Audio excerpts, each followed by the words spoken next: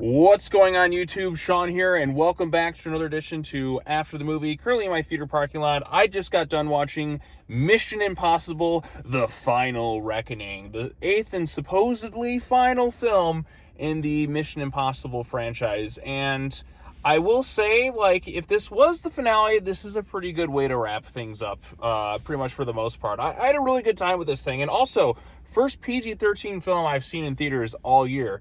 I know, it's like, I kind of realized that I'm like, man, I've only been watching R-rated movies with one PG film, like, this year in theaters. It's been kind of a weird, surreal, kind of strange thing. But anyways, I was so excited for this thing. I've watched the trailer like 100 times.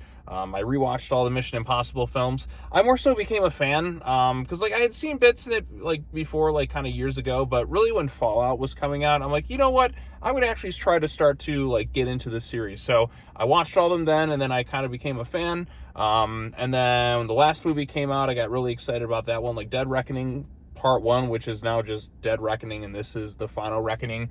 Both, like I said, tell like a kind of a complete like two-part like story of sorts, like to kind of close out the series, but potentially leave the door open for more if they wanted to, I'm sure. But you know what, I won't give away too many spoilers for this thing. So but I guess I won't give away what happens at the end. I'll leave that like up to you to kind of go check out the film. But once again, stars Tom Cruise. You have Simon Pegg. You have like Haley Atwell, and a few other actors kind of in there. This is one of those movies where I will say, like I said, I really enjoyed the movie. The practical stunts work absolutely incredible. There's some really phenomenal like action, like suspense-filled sequences within this movie. The two in particular that stand out, I'm sure you've probably heard of going into this thing.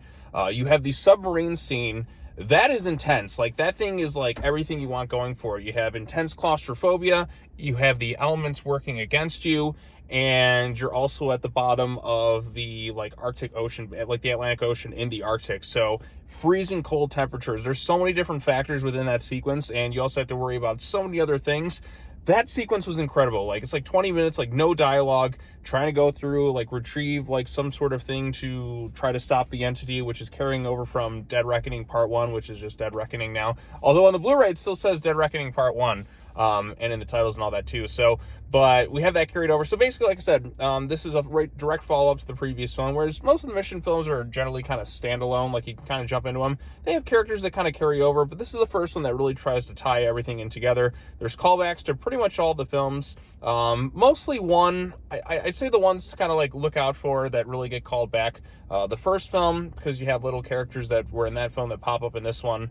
Like the guy when Ethan does the infamous like break-in scene where he's just like that's been parodied like 1,000 times. You know, the guy who was in there who was kind of watching it got like laxatives or something. He comes back in this movie too. He has a role as well, and there's also some major callbacks to 3. I mean, if you've seen the trailer, you know the rabbit's foot was involved, but we actually get to explain kind of what the rabbit's foot is and how it ties into the entity and everything like that. I mean, you could argue that feels a little bit like a retcon. They're just trying to tie it all together, but hey, you know what? I mean, J.J. Abrams has his mystery box things that he always likes to set up, but this is a way that we kind of like explain that, and there are consequences from 3 that kind of carry over into this one, and of course Dead Reckoning. But like I said, that's just kind of the carry line through like each like movie and all that too. So also Ving Rhames is in this thing too. He has some good scenes as well with Tom Cruise.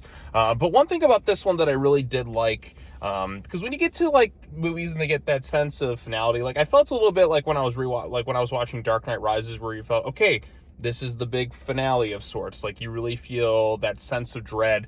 In some ways, I can compare this a lot to Dark Knight Rises, because you have some really incredible, like, practical sequences in that film, and especially in this one. The submarine scene, spectacular, like really, really well directed.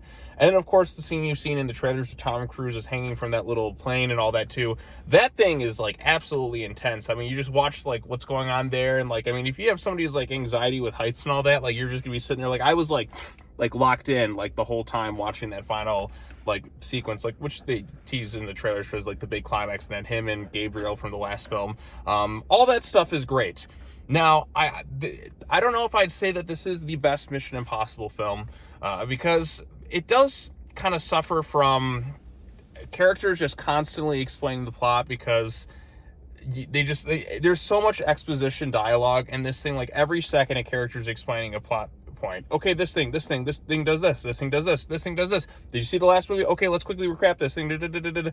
Here's something for this thing. Pulls it just gets so much, it kind of becomes like overwhelming. Like, oh, there's a callback to that thing. Like, if you haven't seen some of those other Mission Impossible films, you may be a little bit lost in this thing. But usually with all these types of spy movies, they try to have some really crazy convoluted plot in a lot of ways. But yeah, this one gets so exposition heavy, it kind of becomes exhausting after a while. Like, I mean, like, okay, I get it. Just simplify it a little bit. It'll make it a little bit better. But this thing, like I said, really delivers kind of where it counts. It is like a little bit more kind of slower to kind of start. There's not quite as much action as there was, I'd say, in Dead Reckoning. I think Dead Reckoning had a bit more, and even Fallout, I feel like, did too. But like this one, like the sequences where it delivers, like it really does kind of deliver on those things. It did feel in some ways like they had these like huge sequences like in their heads, or wondering like, okay, how can we kind of like right around to kind of get to those points, like the submarine scene and the plane sequence kind of at the end. But again, those are so well done that you're just like, this is what you want to see on the big, huge, like IMAX screen. In terms of like Ethan's storyline, I feel like they did find a good way to kind of close it off. At least for now, I should say, because you never know. I'm not giving away what happens at the end if this is really just kind of like where we want to end the series. But I feel like it needs to. I honestly, like, I feel satisfied with the way this thing ended. I really don't want any more at this point, because sometimes it's good to just kind of go out on a high note. I feel like this almost feels like the last movie of its kind, because they spent a ridiculous amount of money on this movie, but the real in-camera stuff that they do, especially with the way the world is going with the whole like this AI stuff and people just shooting things on green screen, like that real in-camera stuff that we kind of come to see, like that spectacle, is almost feels like a dying art, and you don't get other people, like only like a few people are like making this kind of stuff anymore. Christopher Nolan obviously is one, and Tom Cruise and like Chris McQuarrie, especially Cruise. Like you wouldn't have like those plane sequences done unless you were Tom Cruise, like getting like the studio behind like doing something like that. I mean, the budget like balloons up to ridiculous levels, but you know, that's just one of those things that happens when, you know, you incorporate Tom Cruise into this mix and he's doing all these crazy stuff. And I gotta give kudos to the president of movies himself, Mr. Tom Cruise. I think he's great in this thing. I mean, he's really good in like all the Mission films, but I feel like Ethan as a character definitely like really starts to improve once McHugh kind of comes involved in the series. It really started in 4, I feel like, because 1, it's just, you know, kind of a slow paced thing. It's not one I really like enjoyed revisiting all that much. 2, it just feels like all like Cruise at kind of his peak, like there was like peak ego at the time, and he did stuff just to kind of look cool. Like Ethan just felt like it just felt like this guy was kind of douchey. Like he felt like a douchiness from like Insecurity. Whereas the series went on, Ethan felt more vulnerable. You had the team elements come together. Like it felt like he didn't have a problem kind of making himself look vulnerable or weak, and then having others kind of come in and help things out. And I think that's what made it like so much better as the series went on. You had the team element. Yeah, Ethan's still doing all these kind of ridiculous things that you shouldn't be able to get out of. But that's the thing of Mission Impossible. You want to see the impossible kind of happen, and you do in this thing. So like I said, that plane sequence at the end, like that was something really special to kind of witness on the big screen. Another thing too, this movie is like 3 hours long, and I did not feel that length at all. Like I was kind of like looking, I checked my watch, I was like, okay, let's just see kind of where we're at in this thing. And then we're already like an hour and a half, like it was an hour and a half already. Shit, I didn't even realize we were at this point. So for a 3-hour movie, the thing is paced pretty well. Like it moves at a pretty quick pace. So is it my favorite in the series? I don't know if I go that far. I think with this one, what I really like though is you really feel the stakes this time around, because you go back to some of the other Mission films and yeah, there are stakes to it, but you don't really feel like, okay, just a little thing here. No, this is the end of the fucking world, and you have this entity that's taking over, and it definitely has some commentary on AI, and like I'm concerned with where AI is going. I think I just saw Google reveal something with some AI thing I saw. I was like, see, these are all AI generated, and they look pretty seamless for the most part. And I'm just sitting there like Jeff Goldblum in Jurassic Park, like, yeah, your scientists are so preoccupied with whether or not you didn't stop to think if you should. Like, it feels like we're going in a really bad, dangerous direction. Like, hasn't anybody seen Terminator? But no, like, people are just going to keep pushing it until it comes back to bite them in the ass. And I feel like that element of AI kind of taking over the world, like it feels kind of relatable to what's kind of going on today. I mean, sometimes you'll be in a conversation, like in like a voicemail thing, and it turns out you're talking to an AI thing. Like, this seems often like now they have AI generated attorneys and all this other wild, crazy stuff. And I'm just sitting there like, are we going too far with some of this stuff? And this is kind of like a movie that shows like the consequences of AI going like unhinged with its stuff. But you really feel the threat levels this time around. In terms of the villains, like Gabriel, like he's a little bit more fun this time around. Like, he's kind of hamming it up. He's like giggling and cackling like at a lot of times. He's trying to have a good time with it, but he's not in the movie all that much.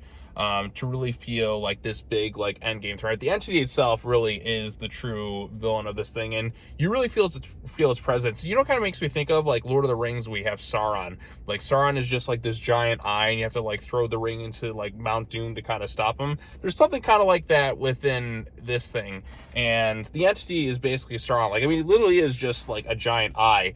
And they even have something that ties into it, like with this whole blink of the eye sort of thing. So I think it kind of ties together. Like I said, I got some of that crazy Lord of the Rings influence in there as well. So, but this movie I think was a pretty solid time. I'm glad I saw it. Would I rush to go back out and see it again? I don't think I would. I'd probably just wait a little bit, because like 3 hours is a long sit. And I don't know if I'd say this is the absolute best in the series, but there are elements that are really good in it. Maybe a little too plot, dialogue, exposition heavy, especially in that first act where they just have to, like, every little bit is just like, so the revelation, let's explain this, let's explain this, let's explain this. I'm like, you don't need to add so much. You can kind of take it away a little bit, and then we'll be fine. So at least that's because, like I said, they're trying to tie everything in together. Like, there's some reveals too about like one of the characters being connected to Jon Voight in the first movie, which I know a lot of fans of the original Mission Impossible, including the original actor who played like Jim Phelps, was not a fan of how they handled that character. They do kind of find some way to almost, I wouldn't say fix it, but like kind of put it on a better path with that character in a way. I'll leave that kind of like ambiguous for now, so you have to kind of go and check it out when you see the movie. But I think maybe that'll find some way to kind of like give some fans of the original show a little bit more like appreciation for that, like, because you know what they did with that character is, for fans of that character in the original show, like, I mean, wasn't exactly the most well handled. But yeah, like I said, this feels like kind of the last movie of its kind. Like, I don't know if we're gonna get something like this again anytime soon. Like I said, especially with the way the film industry is going and this emphasis on AI and not using real practical locations. But I think putting somebody in those situations, like the way Cruise was doing in this thing, you really feel like the intensity so much more, because he's up there on that plane. You feel like everything, the wind spinning and everything too. And like I watched videos of him describing the whole sequences and all that too, because I was like fascinated by how they pulled it off.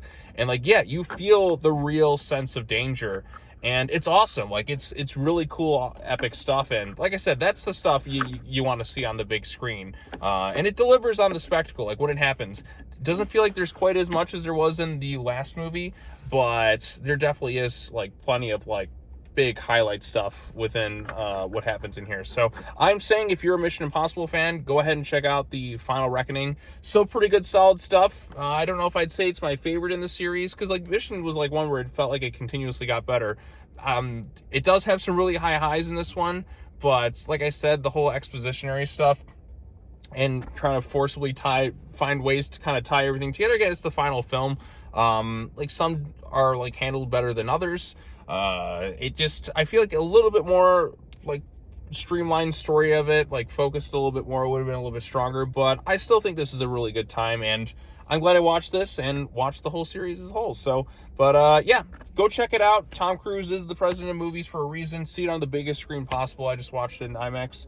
And yeah, pretty good stuff. So, not sure what we've been covering next. I think I'll probably talk about Final Destination Bloodlines, but felt good to see like a pretty packed like PG-13 movie, like just before we hit like the 6-month mark of the year in terms of cinema and all that too. So, but anyways, if you're a Mission Impossible fan, you've seen the movie, what did you think of it? Post your comments down below. Be sure to like this video, share it with your friends, subscribe to the YouTube channel for more content, hit the bell for notifications, all that fun stuff. I rambled on for long enough. go check out Mission Impossible: The Final Reckoning. And as always, take care now. Bye-bye then, and I will see you all in the next video. Peace out. Dun, dun, dun, dun, dun, dun, dun, dun, and